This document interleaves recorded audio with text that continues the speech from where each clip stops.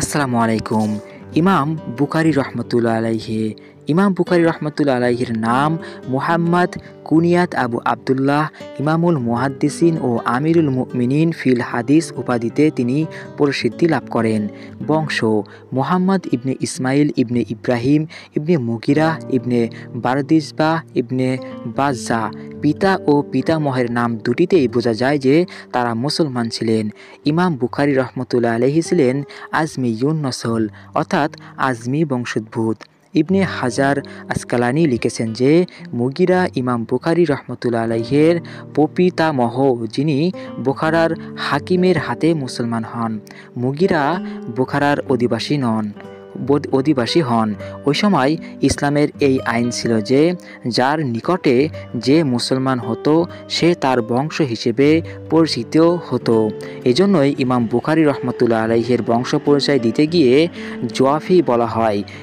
ইমাম ইবনে হাজার আসকালানি ইমাম বুখারীর পরিচয় দিতে গিয়ে বলেন, মুগিরা ইমাম জুফির হাতে মুসলমান হন, তাই তাকে জুফির বংশ ধরে নেওয়া হয়। বুখারী রহমতুল্লাহ আলাইহির বংশে কোনো কৃতদাস ছিল না। ইমাম বুখারী রহমতুল্লাহ আলাইহির বংশ পরিচিতিতে কোনো প্রকার মতভেদ নেই। বারদিসবাহকে কেহ আহনাফ বলেছেন, যার অর্থ হচ্ছে বেশি জ্ঞানী। যেমন কোনো ব্যক্তি দানশীল হলে তাকে হাতেম তাই বলা হয়। বারদিস বেশি জ্ঞানবান ছিলেন, তাই তাকে আহনাফ বলা হয়। ইমাম বুখারী রহমতুল্লাহ আলাইহির পিতার নাম ইসমাইল। আবুল হাসান তার কুনিয়াত বা উপনাম। তিনি ইমাম মালিক রহমতুল্লাহ আলাইহির খাস ছাত্র ছিলেন।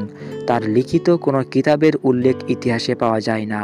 আল্লামা ইসমাইল আহমদ বিন জায়েদ ইমাম মালিক, আবু মুয়াবিয়া আবদুল্লাহ বিন মুবারক এবং ওই জামানার খ্যাতনামা মুহাদ্দিসগণের নিকট থেকে হাদিস বর্ণনা করেছেন। হাফেজ ইবনে হিব্বান তার কিতাবুস সিবতে উল্লেখ করেছেন, ইমাম বুখারীর পিতা ইসমাইল ইবনে ইব্রাহিম নির্ভরশীল ব্যক্তি। তিনি আহমদ বিন জায়েদ এবং বহু পণ্ডিত হতে হাদিস বর্ণনা করেছেন। তিনি অত্যন্ত পবিত্র লোক ছিলেন। আহমদ বিন হাফেজ বর্ণনা করেন যে আল্লামা ইসমাইলের মৃত্যুর সময় আমি উপস্থিত ছিলাম। তিনি বলেছিলেন, আমার মালের ভিতর 4 আনা অংশ সন্দেহযুক্ত নেই। মুকাদ্দমা আসকালানি। ইমাম বুখারী রহমতুল্লাহ আলাইহির পিতা বাল্যকালেই মৃত্যুবরণ করেন। পিতা এবং পুত্র উভয়েই হাদিসের মহাপণ্ডিত ছিলেন। ইমাম মুহাম্মদ বুখারী রহমতুল্লাহ আলাইহির মাতা আবেদা পরহেজগার, সাহেবে কারামাত, খোদাভীরু ও আশিকে ইলাহি ছিলেন। ইমাম বুখারী রহমতুল্লাহ আলাইহির মাতৃগর্ভ থেকে অন্ধ হয়ে জন্মগ্রহণ করেছিলেন। বহু হেকিম কবিরাজের চিকিৎসার কাজ হয়নি। তার মা তার চোখের জন্য রাতের তাহাজ্জুদ নামাজে আল্লাহর নিকট প্রার্থনা করতেন, হে আল্লাহ, আমার ছেলেকে চক্ষু দান করো। হঠাৎ এক রাতে তার মা স্বপ্নে দেখতে পেলেন যে হযরত ইব্রাহিম আলাইহিস সালাম এসেছেন এবং বলছেন, হে মুহাম্মদের মা, তোমার দোয়া ও কান্নাকির ফলে আল্লাহ তোমার ছেলের চোখ ভালো করে দিয়েছেন। সকালে ঘুম থেকে জেগে দেখেন তার ছেলের দুটি চোখই ভালো হয়ে গিয়েছে। ইমাম বুখারীর জন্ম খোরাসান এলাকায়। প্রসিদ্ধ শহর বোখারা মাউন শহর অঞ্চলে। বিশিষ্ট ঐতিহাসিক আল্লামা হুমাবি মোজামে বিলদান কিতাবে লিখেছেন, তৃতীয় খলিফা হযরত উসমান গনির পুত্র সাবিদ আমির মুয়াবিয়ার খেলাফতকালে 55 হিজরিতে বোখারা জয় করেন। আল্লামা আসকালানি ইমাম বুখারীর বাল্যকালীন শিক্ষা সম্পর্কে লিখেছেন যে মায়ের কোল থেকেই ইমাম বুখারী শিক্ষা লাভ করেছেন। ইমাম বুখারী তার মার দুধ পান করা থেকে শুরু করে দুধ পান শেষ করা পর্যন্ত মায়ের নিকট শিক্ষা লাভ করেন। তার মা ছিলেন হাদিসের একজন পণ্ডিত। ইবনে হাজার আসকালানি ফতহুল বারী ভূমিকায় লিখেছেন, ইমাম বুখারীর বাল্যকালে তার পিতা মৃত্যুবরণ করেন। মুহাম্মদের লালন পালন তার মাতাই করেন। বাল্যকাল থেকেই তিনি হাদিস মুখস্থ এবং ইসলামিক জ্ঞান শিক্ষা করেছিলেন। কেন হবে না? তার পিতাও একজন হাদিসের পণ্ডিত ছিলেন এবং মাতাও ছিলেন হাদিসের একজন পণ্ডিত।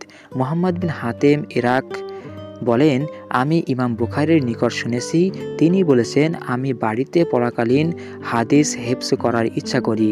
আবু জাফর ইরাক বলেন, আমি আমার ওস্তাদকে জিজ্ঞেস করলাম, আপনি কত বছর বয়সে হাদিস পড়া শুরু করেছিলেন?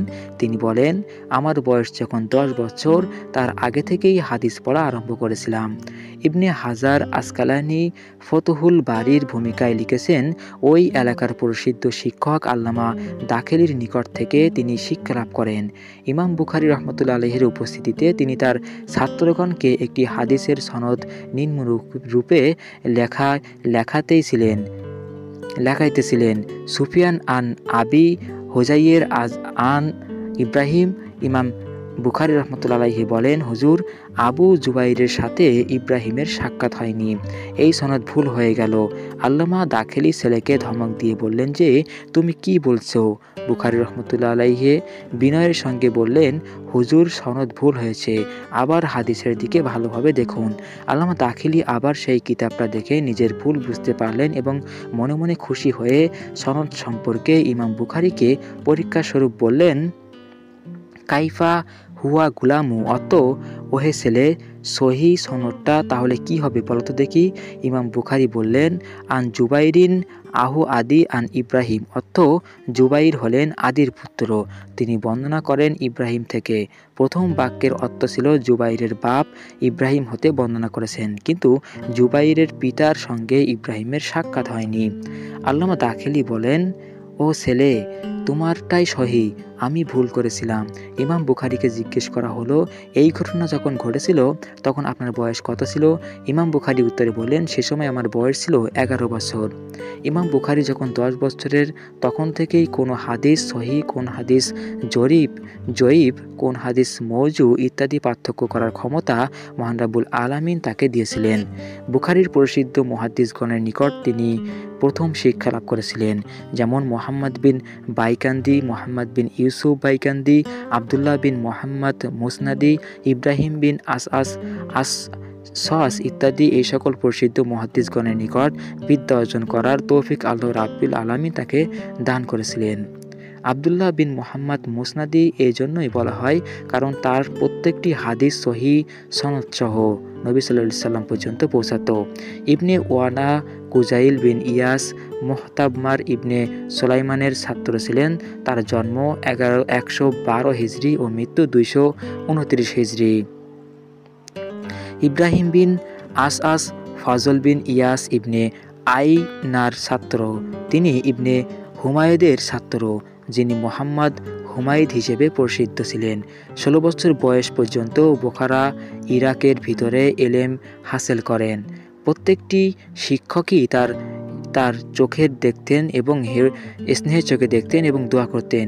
ইমাম বুখারীর একটি ঘটনা আল্লামা সলিম বিন মুজাহিদ এরূপে বর্ণনা করেন যে, আমি একদিন মোহাম্মদ বিন বাইকান্দির নিকট উপস্থিত ছিলাম। তিনি আমাকে বললেন, কিছুক্ষণ আগে যদি তুমি আসতে তাহলে একটা বালককে দেখতে পেতে, সে 70,000 হাদিসের হাফেজ। একথা শুনে আমি আশ্চর্য হয়ে ছেলেটাকে তালাশ করতে লাগলাম। হঠাৎ ছেলেটার সঙ্গে আমার সাক্ষাৎ হলো। আমি তাকে বললাম, তুমি নাকি 70,000 হাদিসের হাফেজ? ইমাম বুখারী বললেন, এর চেয়েও বেশি হাদিসের হাফেজ আমি। সুবহানাল্লাহ।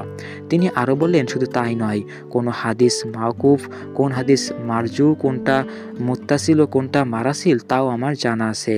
হাদিসের বাড়ি বর্ণনাকার, তাদের শিক্ষা স্থান ও তাদের মৃত্যুর তারিখও আমার জানা আছে।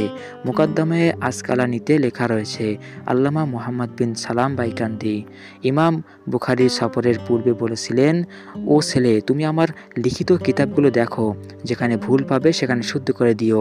এক ব্যক্তি আশ্চর্য হয়ে বাইকান্দিকে জিজ্ঞেস করলো, আপনি একজন শাইখুল হাদিস হয়ে ছোট্ট একটি বালকের কাছে আপনার ভুল সংশোধন করতে চাইছেন, এর কারণ কি? তিনি বললেন, এই ছেলে আমার ছাত্র বটে, কিন্তু পৃথিবীতে এর সমকক্ষ দ্বিতীয় আর কোনো ব্যক্তিই নেই। আল্লামা ইবনে আসকালানিন বলেন, আল্লামা বাইকান্দি বর্ণনা করেছেন, মোহাম্মদ বিন ইসমাইল যখন আমার দরসে আসতো আমি ভয় পেতাম যে মোহাম্মদ বিন ইসমাইল কখন আমার ভুল ধরবে।